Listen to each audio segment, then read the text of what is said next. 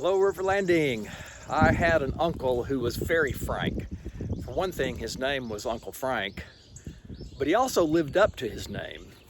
He knew how to cut to the chase, how to hit the nail on the head, how to see through the fog. He pulled me aside at my wedding reception and said, "Kenneth," I had 2 syllables in my name back then, "before you have an argument with your new bride, and you will have an argument, I want you to think about this question. Ask yourself, do I want to be right or do I want to be happy?" He said, "I answered that question correctly in my own marriage, which is why I'm happy, happy, happy. It's also why I haven't been right in 35 years. Well, I thought he was joking, but he wasn't. I cogitated on it and figured I could split the difference and be right and happy. Later, I read a book by a minister who said he went to a monastery for a silent retreat.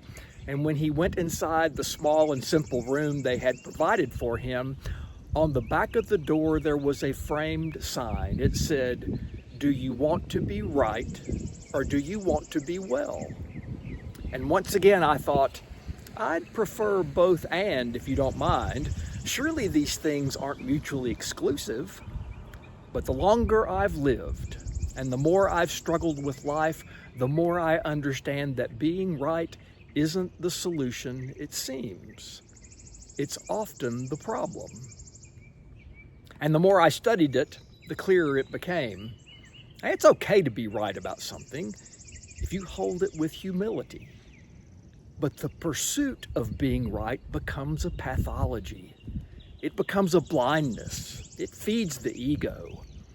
Wanting to be right makes you arrogant and certain and judgmental and very lonely because it separates you from all those people who are wrong.